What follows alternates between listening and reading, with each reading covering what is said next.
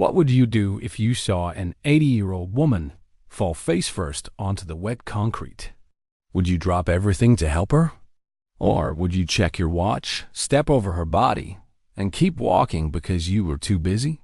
For Mrs. Higgins, lying helpless in the rain on a gray Tuesday, this wasn't a hypothetical question, Dot. It was the moment she learned that sometimes the monsters wear suits and the angels wear spikes.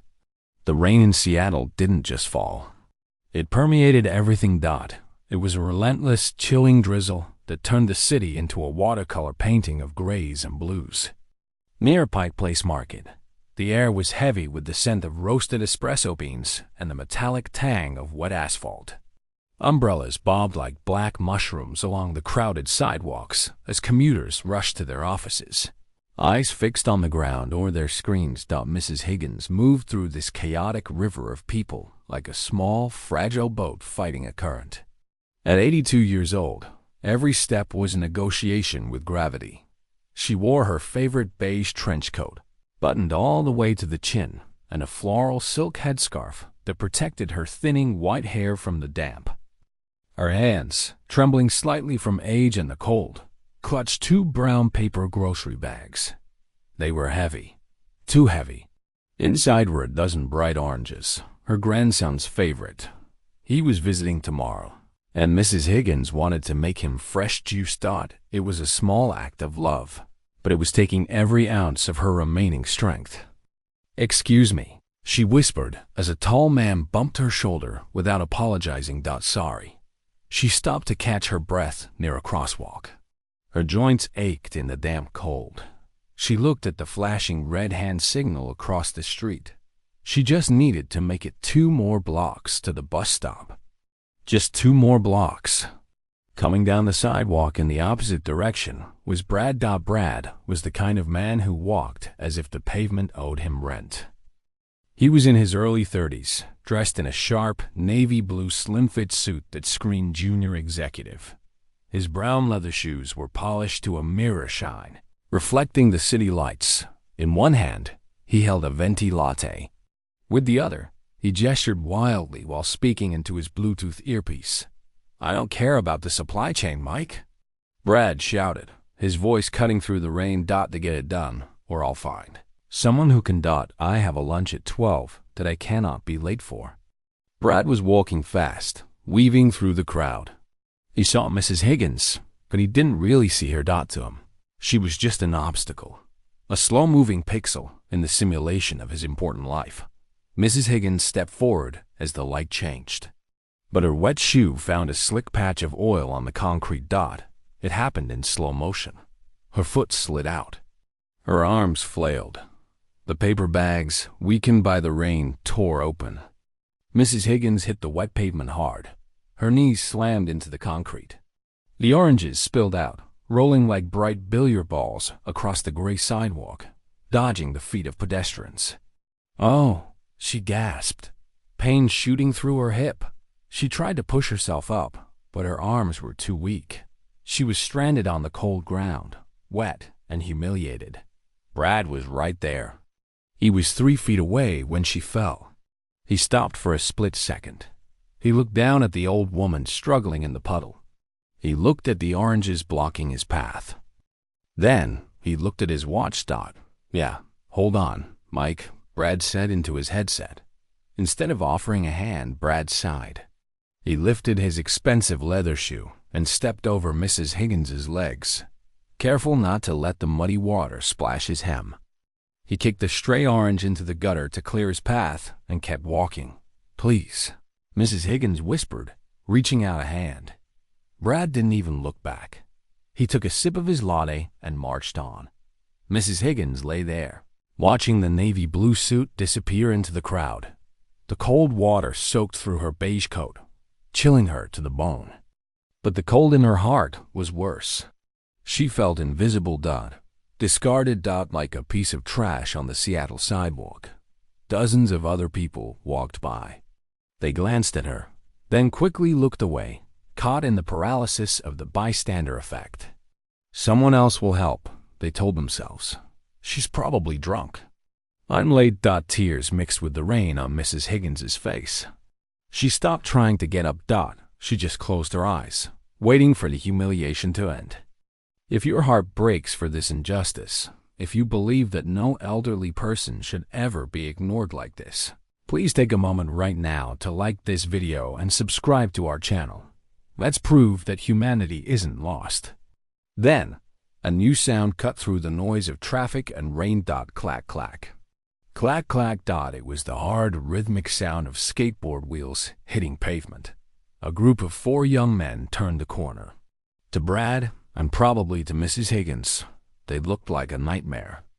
They were the concrete rats. They had neon green and pink mohawks that defied gravity.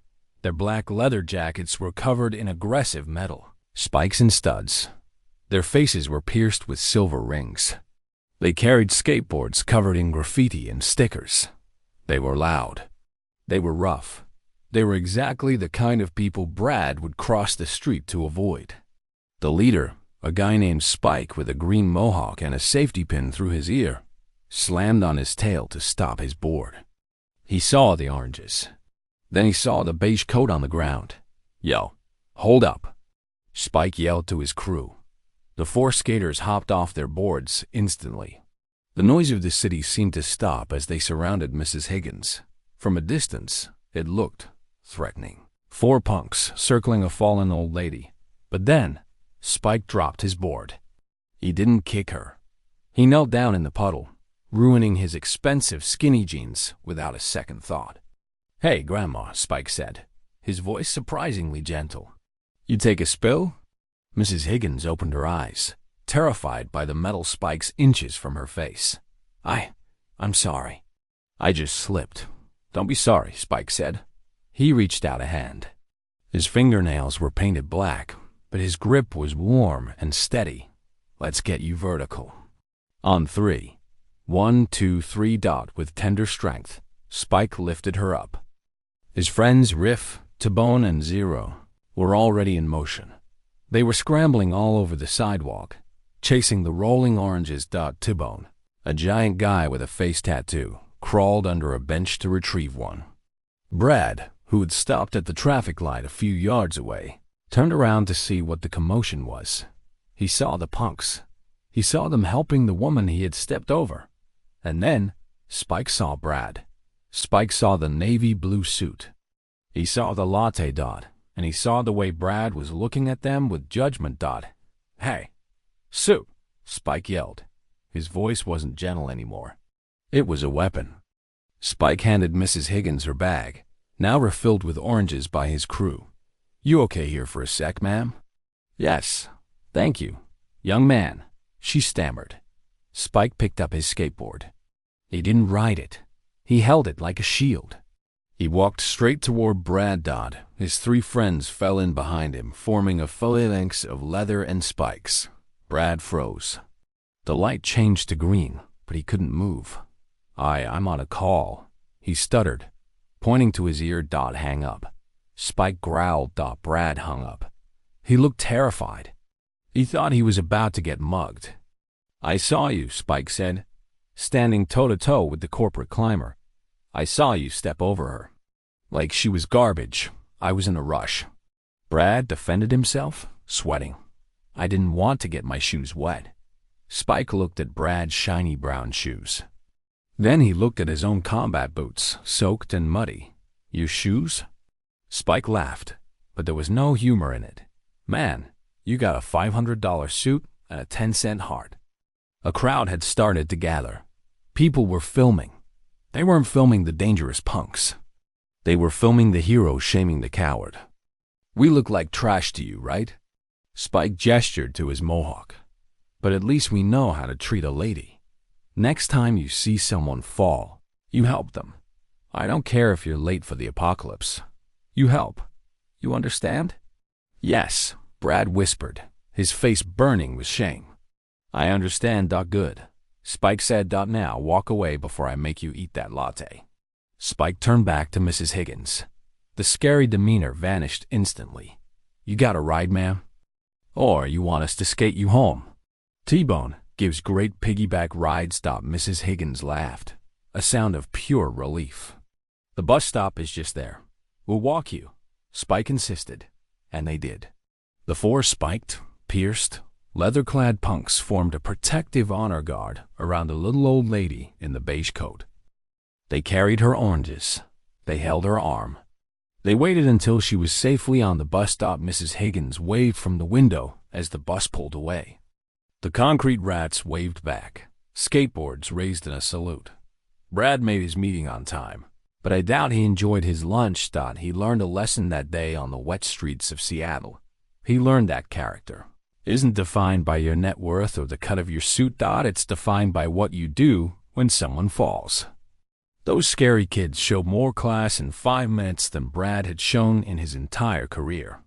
So, I have to ask you, if you were on that sidewalk and you were late for the most important meeting of your life, would you have stopped? Or would you have stepped over her? Be honest in the comments. And remember, never judge a book by its cover. Thanks for watching.